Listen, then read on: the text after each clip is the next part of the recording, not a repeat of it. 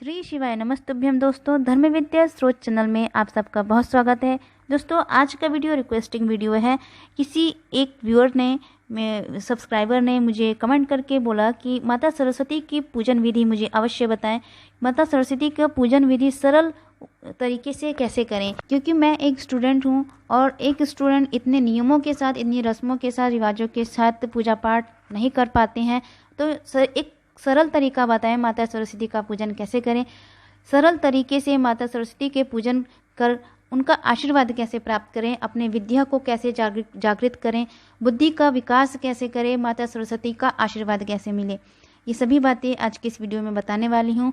तो ये वीडियो काफ़ी लाभकारी होने वाला है उस सब्सक्राइबर के लिए या अन्य सब्सक्राइबर जो भी मेरे इस धर्म विद्या स्रोत के परिवार के सदस्य हैं, उन सभी सदस्यों के लिए आज का ये वीडियो बहुत लाभकारी होने वाला है। तो वीडियो को अंत तक आप जरूर सुनिए। शुरू करते हैं अपना वीडियो।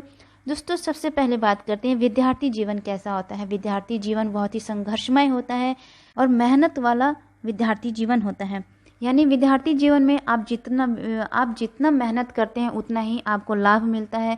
जितना आप पढ़ाई करेंगे, अपना मेहनत करेंगे, उतना ही आपकी बुद्धि में विकास होगा, ज्ञान प्राप्त होगा, ज़्यादा से ज़्यादा ज्ञान प्राप्त होगा यदि आप मेहनत करेंगे, दिन रात पढ़ाई करेंगे। पढ़ाई के साथ साथ आप अपने स्वास्थ्य का भी ध्यान रखें।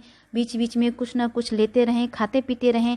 जैसे कि जब आप पढ़ रहे हों तो वहीं पर एक डिब्बे में थोड़ा सा काजू बादाम रख कर अपने डिब्बे में रख लें, ताकि थोड़ी थोड़ी देर पर आप काजू बादाम या बिस्किट रख लें, कुछ भी आप खाते रहें। ऐसा करने से बॉडी में एनर्जी रहती है और नींद भी नहीं आती है। हम थोड़ी थोड़ी देर पे कुछ खाते पीते रहते हैं तो नींद नहीं आती है, आलस नहीं आता है। क्योंकि काफ़ी देर तक बैठने पर हमें नींद आने लगती है, आलस आने लगता है, कमर दुखने लगती है। तो थोड़ी थोड़ी देर पर हम अपने आप को थोड़ा मूवमेंट में करेंगे, यानी कि मूवमेंट देते रहेंगे अपने शरीर को, बॉडी को, तो हमें उससे आलस नहीं आएगा और हमारा पढ़ाई में भी मन लगता है। तो जब भी आप पढ़ने बैठे हैं तो अपने पढ़ने के बेंच पर जो भी आपका टेबल है उस टेबल पर खाने पीने की चीज़ ज़रूर रखें।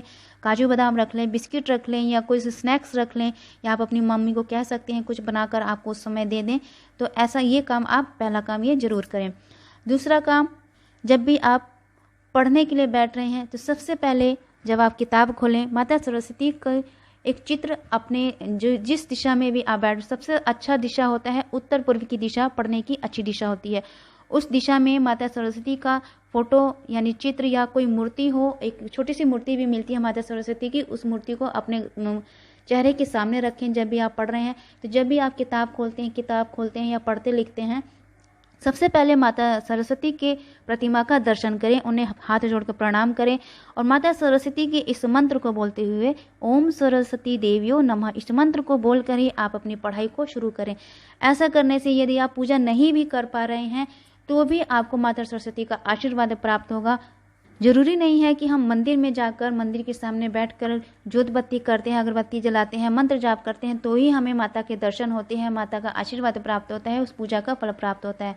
ऐसा बिल्कुल नहीं। अगर आपके मन में श्रद्धा है, भाव है, पूर्ण विश्वास है माता सरस्वती पर, तो अवश्य ही माता सरस्वती का आशीर्वाद प्राप्त होता है। तो आप जहाँ पढ़ रहे हैं उस पढ़ने के स्थान पर, उस टेबल पर माता सरस्वती का एक चित्र या प्रतिमा अवश्य रखें।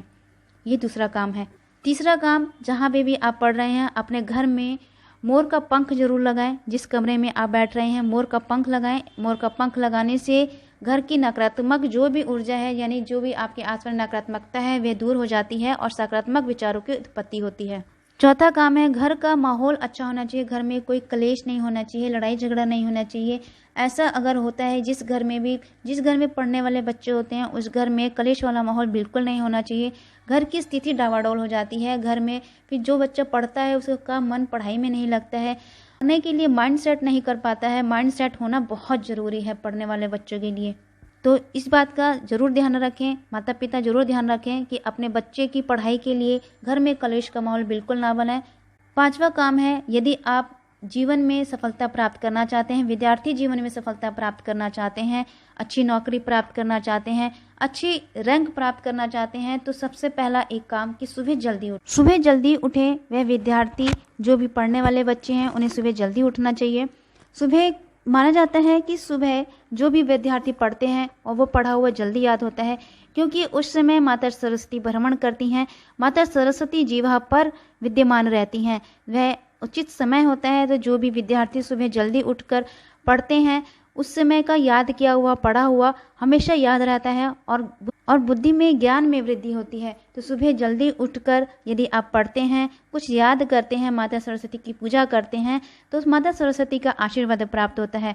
तो इस प्रकार भी माता सरस्वती का आप आशीर्वाद प्राप्त कर सकते हैं। मेरा काम है कि जो भी विद्यार्थी जहाँ पे भी पढ़ते हैं अपने उस टेबल पर उस जगह को साफ सुथरा रखें, क्योंकि वह जगह माता सरस्वती की जगह मानी जाती है। माता सरस्वती वहाँ विद्यमान रहती हैं।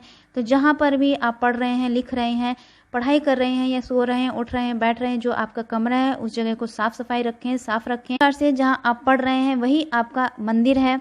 आपकी जो पुस्तकें हैं, कॉपियाँ हैं, कलम है, वे पूज्य वस्तुएं हैं, यानी कि पूज्य वस्तु का मीन्स है यानी कि पूजित है, पूजा करनी चाहिए। तो जब भी आप पढ़ रहे हो माता सरस्वती का ध्यान करते हुए ओम सरस्वती देव्यो नमः मंत्र बोलते हुए उन सभी वस्तुओं पर हाथ लगाकर, माथा लगाकर, सिर झुकाकर प्रणाम करें। उसके बाद आप अपना पढ़ना शुरू करें।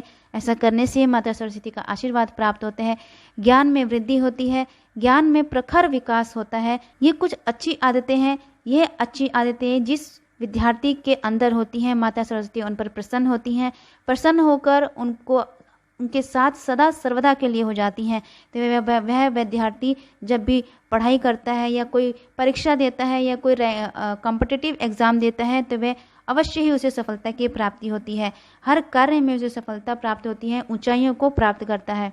यदि आप बीएससी की परीक्षा दे रहे हैं, 12th का एग्ज़ाम दे रहे हैं, 10th का एग्ज़ाम दे रहे हैं या कोई ऐसा कॉम्पिटिटिव एग्ज़ाम दे रहे हैं, गवर्नमेंट एग्ज़ाम दे रहे हैं, तो ये अच्छी आदतें आपके अंदर अगर होंगी तो यकीन मानिए आपको आगे बढ़ने से, आपकी सफलता को प्राप्त करने से कोई नहीं रोक पाएगा।